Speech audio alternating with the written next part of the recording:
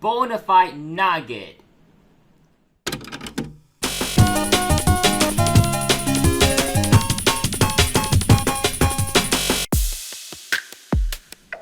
Hey guys, TheTechOtaku here. So what you see right now is my old personal phone that I used to record the TechOtaku videos since the big speaker GPU upgrade video. Icon on the top right. This here is the Sony Xperia XZ2 that I bought for 256 ringgit last year. It's kind of overkill for a personal phone because, yes, this guy has a Snapdragon 845 chip, but this is good enough to run apps for personal use like using WhatsApp, Facebook, and so on. Though, that phone is a dockable phone. Of course it ships with loads of useless bloatware, hence I decided to de-bloat it. Wait, didn't you have a Mi 9 Lite and Redmi Note 10 Pro? Which is what I used to record right now, by the way. Why don't you want to use phone to the best personal phone? Nah, these phones are my daily drivers and I want to separate my main phone and my personal phone because my family member used WhatsApp, which is what I do on this. However, this phone gives me a massive headache because in the first few months, the software decided to go kaput by crashing after a few minutes since it boot up. My guess is that I didn't completely de-bloat it, so I backed everything up as much as I can before it crashed again and again and again. After backing up as much as I can, I do a factory reset, which took me a few months of me giving up until the time has come. So after the factory reset, I de-bloat again, but this time cleaning almost every Docomo junk on it, and so far, no software crashing. I mean, look at that. No more Docomo bloat despite being a Docomo phone. And ooh, disgusting rebrand. Change it back to the bird. Brother, Another issue arises when I use this phone for scrolling through posts on Facebook. This Nugget has ghost touch issues. Whenever I try to use this, it just went to another page without my consent, tapping on the wrong app when I want to tap the app that I just want to open. See how annoying that is? Gonna keep scrolling through the listing. See? Touchscreen's cooked. Worse, whenever I want to reply something on WhatsApp, it just types random crap every time I try to type. I mean, it's just so annoying, like holy sh... I just simply fed up and I cannot handle this issue and decided to buy another phone to replace this phone. People be like, oh, you should have replaced the screen. And I'm like, yeah, I could, but I'm not willing to waste money on a screen that is otherwise functional and still showing pictures. I mean, it does take pretty good photos and videos, and this phone should serve me well for video recording, especially on the past two videos that I used to record. And remember, Palestine will be free, hashtag all eyes on Rafah. This Xperia will become a YouTube camera. This is why I decided to use my Redmi Note 10 Pro to record this video. When I was browsing Facebook Marketplace, Carousel, or whatever, it's financially a dumb idea to buy another phone to replace an already working phone. So I decided to find a listing and found a phone on Facebook Marketplace that is what I thought is gonna be a good deal. So I just negotiated and just wing it and bought it. Let's move the Xperia out of the way, and this is what I bought.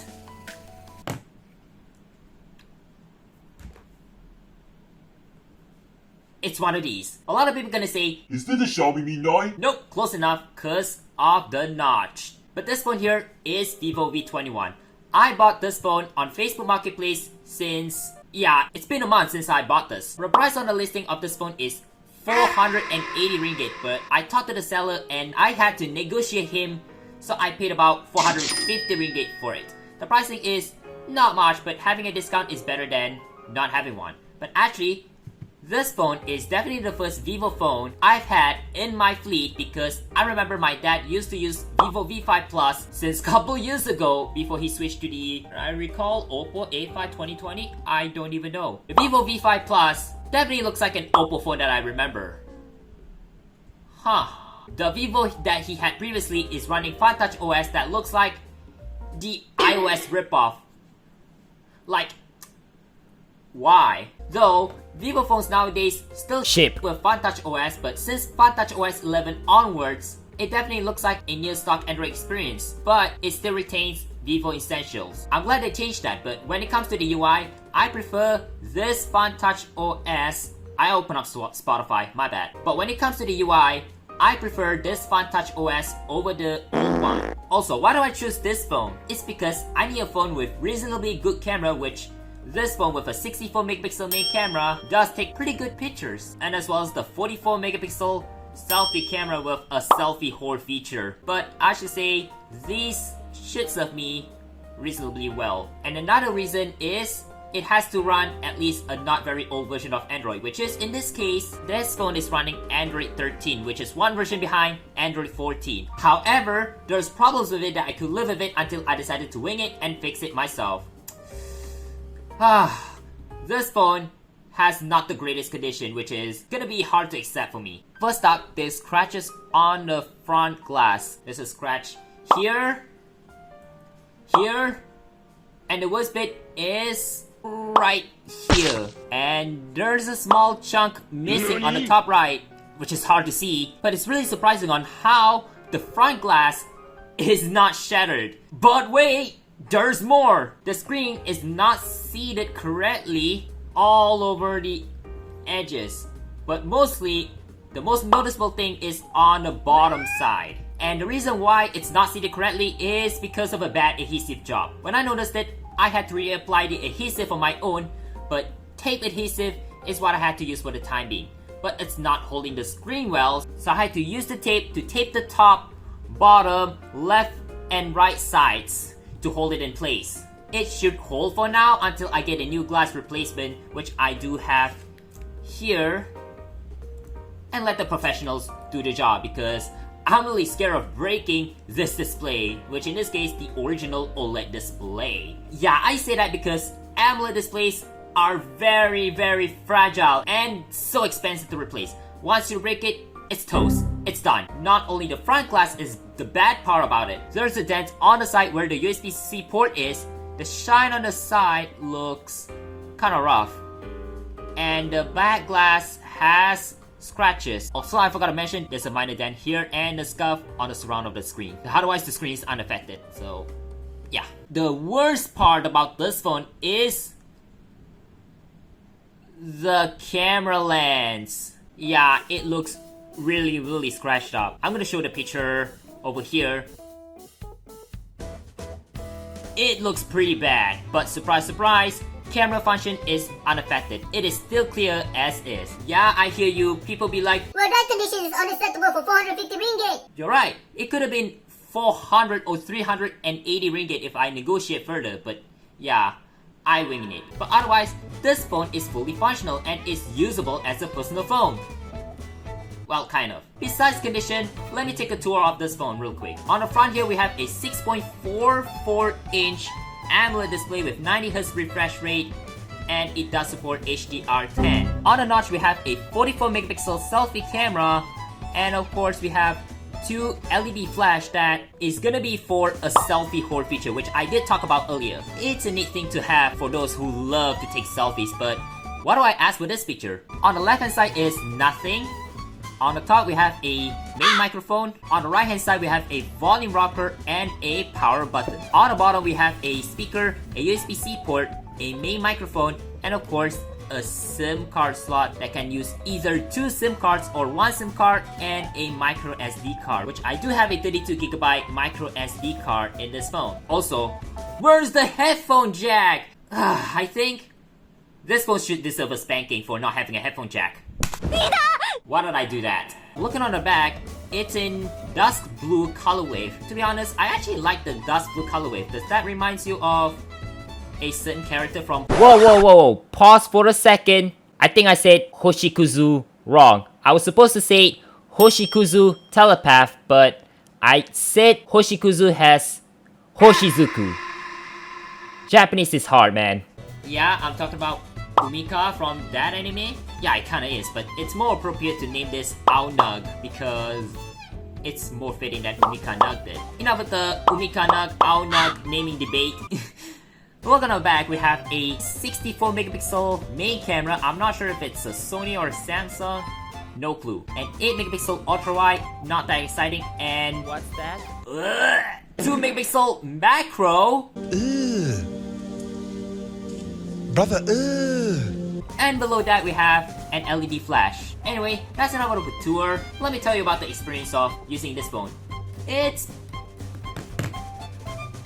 pretty good. The chipset that is in this phone is more than enough for what I do, and storage is reasonable since it has a 128 gigs of internal storage, but I can just chuck my 128 gig micro SD card in this phone in case my upcoming daily driver doesn't have an expandable storage. But yeah, I could live without micro SD card these days. Specs wise, it does have a MediaTek, wait, that's the wrong thing. It does have a MediaTek Dimensity 800U, which is a 5G capable chipset. This SoC is a dual 5G capable. But why did Vivo release both 4G and 5G versions of the same phone with the exact same SoC? How does that make sense? Well, I do have a 4G version, but it says 5G on top.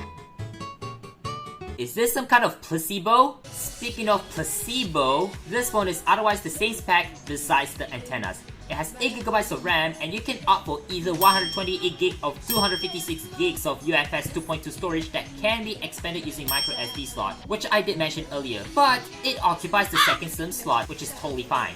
Talking about the interface, Vivo's FuntouchOS has changed a lot compared to the previous version. Despite Vivo is a sub-company of BBK until the BBK name got deregistered since last year. The UI doesn't mimic Oppo's ColorOS that much, but you can definitely tell by the battery bar, it doesn't actually mimic ColorOS. Going to About Phone, yes, I named this phone UmikaNugg. Yeah, you know why I named this phone UmikaNugg? It's because of the dust blue colorway. It's probably more appropriate if I should change it to AoNugg. This phone ships with the FuntouchOS 11.1. Why did I point it to? It ships with FuntouchOS 11.1 based on Android 11, but now it can go up to FuntouchOS 13 based on Android 13, which is one version behind Android 14, but it's still up to date, so it should be fine. However, I have complaints about it. Why is this mid-range phone that should be sufficient to run gesture navigation animations can't run on it? I'm gonna open up Firefox and go back to home screen. Wait, that's no. Go back to home screen. It doesn't have a gesture animation. Open Spotify. It doesn't have animation. I did use gesture navigation a lot, and it's hard to go back to the 3-button layout. While navigating things work fine as it should, the animations are very lacking. Scrolling through apps works just as fine, but if you go back to home screen, it just doesn't have it. Flagship Vivo phones have it, but why not mid-range or low-end phones though? If you own one of the Vivo phones and had the similar experience as mine, let me know in the comments down below. Another complaint: certain Instagram videos chugged.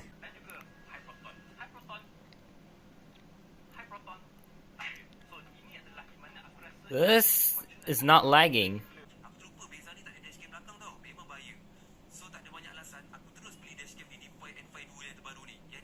What?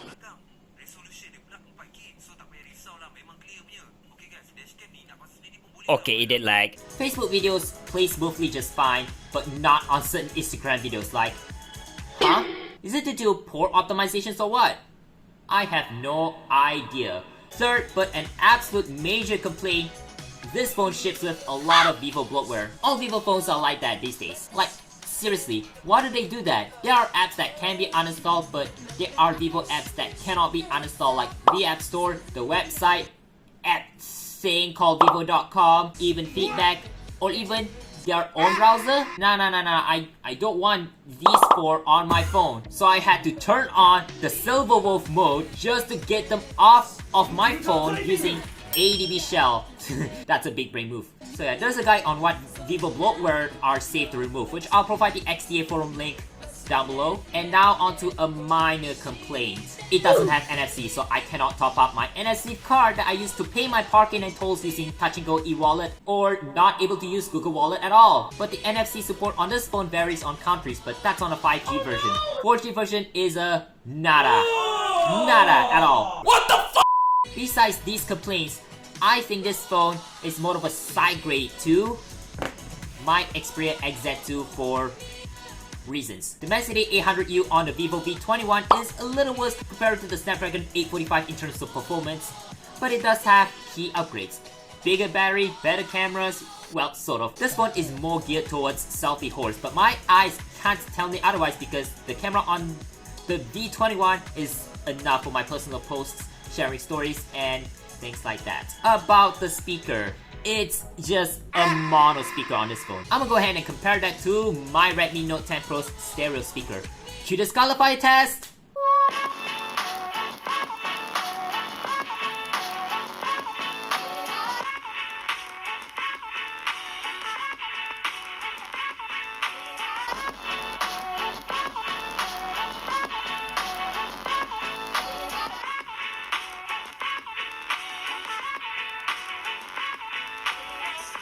It sounds so-so on Vivo V21, I have to be honest. While not being the loudest, it's not the worst either. It does a decent job for what I need, but where's the headphone jack? Every smartphones that don't have a headphone jack should deserve a spank. Okay, I did it again. On to cameras. And let me tell you about the camera quality. The 64 megapixel camera provides great result, which makes my eyes deceive me that it's an iPhone quality camera, but trust me, it's not even close. Let me talk about it in this part. It does take pretty good pictures and it's sufficient for what I do. Low light shots are looking pretty good, albeit my eyes aren't able to tell which one has night mode on or not. Let me know what you think. Ultra wide is, well, no surprise, it's fine. Nothing too exciting about it. But as for the macro shots, boy oh boy, I'm extremely disappointed. Colors are not very vibrant, it's fixed focus and low res, and should belong in the trash tier. Just like this main character from some kind of generic romance anime. Don't call me out on that. Well, as for the video, you can record up to 4K 30fps or 1080p 60fps, all with OIS on Vivo V21. It definitely really helped if you have steady hands but not able to take steady video, which is what is happening to me. Having OIS is what I really missed on my Galaxy A5 2016. With Ultra Stabilization on, it did help a little bit when I run while recording a video, despite that it only limits up to 1080p 60fps. So, that concludes the video of Vivo V21 that I bought from Facebook Marketplace, which turned out to be a mini review. I have a couple of plans for this phone later on, like taking it to the repair shop to replace the glass only that I bought, shipped from Indonesia. I just showed this earlier. I bought this glass to replace an absolute scratched up front glass, hence no screen protector for this. And yeah, thanks for watching this impromptu video of Vivo V21. Be sure to like, share, subscribe, and hit the bell icon for future uploads like this. And also, I have two things to announce. I closed my Twitter account and moved on to the Blue Sky, which I will provide the link in the description.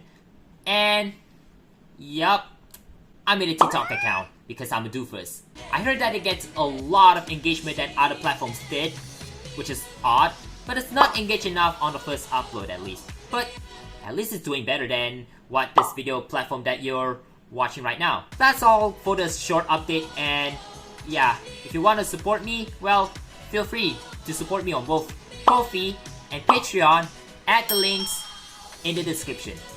And I shall peace out for now. TheTechOtaku signing out. Hashtag all eyes on Rafa.